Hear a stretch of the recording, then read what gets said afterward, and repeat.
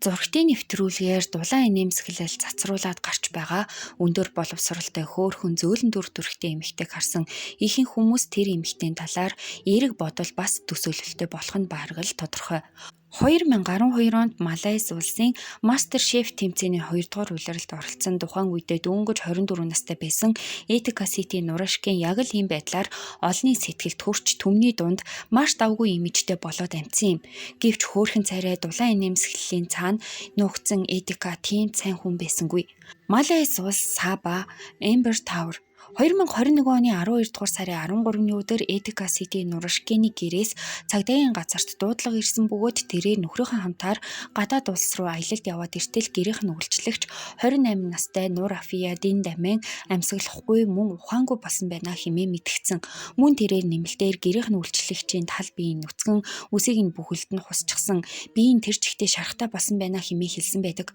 Дуудлагын дагуу цагдаа нар ирэхэд Нур Афия аль хэдийн нас барсан байсан бөгөөд цагдаа нар анх утсан цагаасаа л энэ хэрэг нэг л биш байна гэдгийг олоод анзаарчихсан. Учир нь мастер тогоочийн гэрээс химийн бодисууд их хэмжээтэй үнэртэж байсан ба энэ нь яг л зохицыг ялцралд оруулахгүй байх зорилготой мэт санагдсан аж.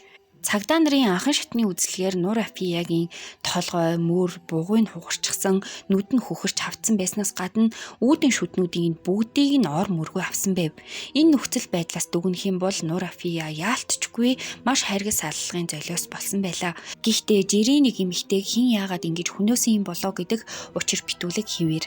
Задлан шинжилгээний хариугаар бол гэрийн үйлчлэгч Нур Афия 12 дугаар сарын 8-ны өдрөөс 12 дугаар сарын 11-ний өдөр хүртэл биедээ маш олон тооны ноцтой гэмтэл түлэгдэлтийн шарх хүлээж авсан бөгөөд үүнийхээ улмаас шархаа даалгүй нас барсан гэх дүгнэлт гарсан ч ямар гэмтлүүд авсан бэ гэдг нь маш аимшигтай бас анхаарал татгүйц. Нур Афияг нас барах үед түүний 6 шүдийг нь нэг нэгээр нь татаж аваад амруун 8 ширхэг амны цас чигсэн байсан ба энэ нь эдгэрлийн үе шатандаа хүртэл орж амжаагүй байсан нь батлагдаад зогсохгүй биеийнх нь маш олон яс хугарч өөр хугацаанд авсан мах болон зөөлөн эдийн гэмтэл тоо томшгүй их байла. Мөн хохирогчийн тал биеийн нүцгэн байсан нь түүний түлэгдэлтийн шархаар тайлбарлагдаж байсан юм. Учир нь түүний тал бие тэр чигтээ халуун шингэн түлэгдсэн болох нь батлагдсан бөгөөд ийм шархан дээр хувц өмсөх боломжгүй. Мөн түлэгдэлт нь зөвхөн нэг удаагийнх биш, нэмж түлэгдсэн түлэгдэлтүүд байх нь тэр. Хохирогчийг нас барах үед мэдэрсэн мэдрэлтийг тоогоор үнэлэх юм бол 10-аас 10 байсан хэмээн задлан шинжээчид дүгнсэн байдаг. Зүгээр л бодоод үз. Нэг ширхэг шүдийг мэдээ алдуулагчтай авахд ямар их өвддөг билээ. Бас нэг хурууныхаа өндгийг л халуун усанд дүүрээд авахд ямар их өвддөг билээ. Гэтэл 6-гийн 6 шүдээ мэрэгжлийн бус хүнээр татуулж халуун шингэнд тал бие хүртэл төлөөлнө гэхээр 10-аас 10 гэдгийг нь яалтчгүй үнэн. Мөрдөн байцаалт эхэлсний дараа хохирогч Нур Афиягийн нөхрийг дуудан мэдүүлэг авсан бөгөөд энэ үед яг үнэндээ нөхөр нь хүртэл түүнийг танихааргүй болтол маш их зовсон турсан байдалтай байгаа тухай нөхөр нь мэдгдсэн. Нур Афия яг хизээнээс эхлээд уг алдартны гэрт ажилласан нь тодорхойгүй бөгөөд Индонез улсаас Малайз улсад гэрийн үйлчлэгч хийхээр ирсэн гэрээний ажилтан байв.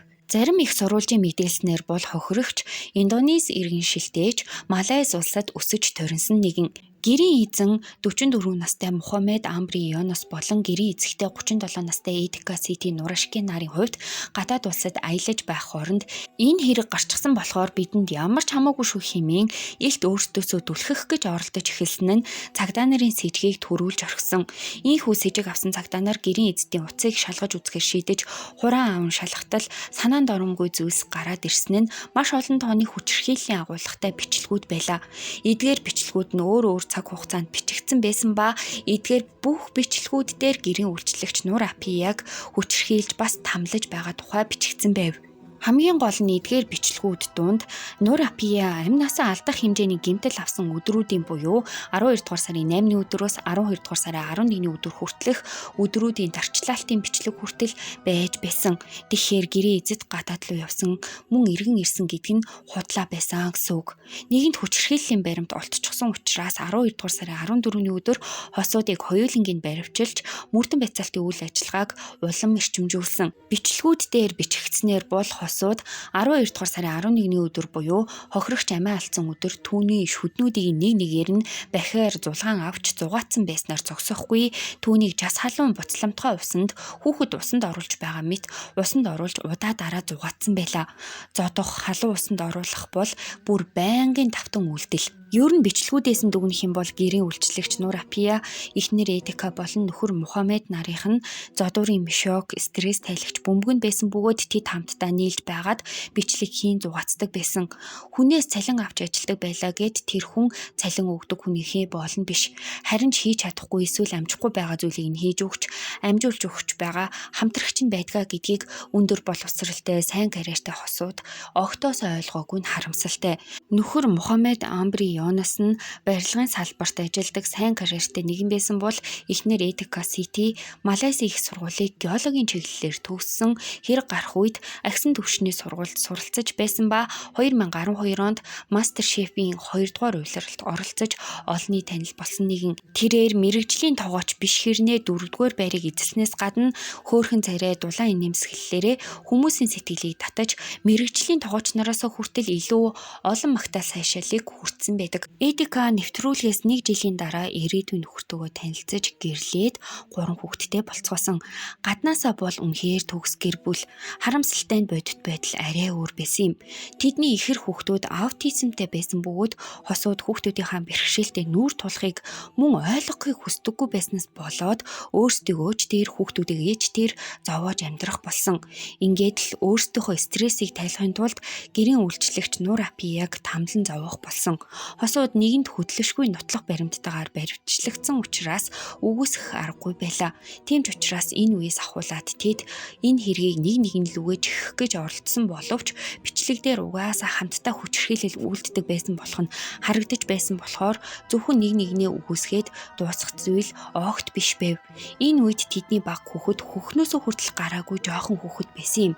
Хосуудын харилцаа маш хурцтмал болсоор байгаад мөрдөн байцаалтын явцад буюу 2022 онд салах өргөдөл гаргаж албан ёсоор салцгаасан бөгөөд тус тусын өмгөөлөгчдийг хүслэн авч цаазын ялаас цугтаах гэж оролдож эхэлсэн төдийгүй мөрдөн байцаалтын явцад батлан далтанд гарч гадуур байцаагдахыг ирмэлзэж байсан юм. Энийн амжилттай болж эхнэр Эдика нь хүүхдүүдээрээ далимдуулан батлан далтанд гарч чадсан нь олонний хатуу шүмжлэлтэй нүүр тулгарсан. Учир нь олон нийт түүнийг нийгэмд гарч ирж болохгүй аюултай гэмт хэрэгтэн хэмээн дүгнэж байлаа. Эхнэр нь батлан даалтанд гарсны дараа нөхөр нь бас батлан даалтанд гарч чадсан ба ийхүү гараад байсан нь тэдний нөлөө бүхий байдалтай шууд хамааралтай байсан гэдгийг үгүйсгэх аргагүй. Гэхдээ тэдний чөлөөтэй байх хугацаа тийм ч удаан байсангүй. 2023 оны 12 дугаар сард шүүх хурал нь болж тэднийг 30-аас 40 жилийн хорих ялаар шийтгэснээс гадна нөхөрт нь нэмэлтээр 12 удаа таягдуулах шийтгэл оногдуулсан. Гэхдээ олон нийт тэдэнд оногдуулсан ялыг хэтэрхий хөнгөн байна хэмээн дүгнсэн бөгөөд заавал цаазын ял оноох ёстой хэмээн үздэгэж байлаа. Гэхдээ Малайз улс 2023 оноос ахуулаад цаазын ялаас татгалцчихсан. Хамгийн гол нь эдний шүүх хурал нь 2023 оны 12 дугаар сард болоод өндөрлөгдсөн учраас тэд яахын аргагүй цаазын ял сонсолгүй ийхүү 30-аас 40 жилийн хорих ялаар шийтгүүлсэн. Ийхүү аав ээжийнхэн муухай хүчрхийлэгч зангаас болоод 3 хүүхэд аавчгүй, ээжчгүй 30-аас 40 жил амьдрах шаардлагатай болчихсон. Энэ удаагийн маань хэргийг хүрээд өндөрлөж байна. Таалагдсан бол лайк дараарай, сувгийн маань дэмжээ, subscribe хийгээрэй. Баярлалаа. Баяртай.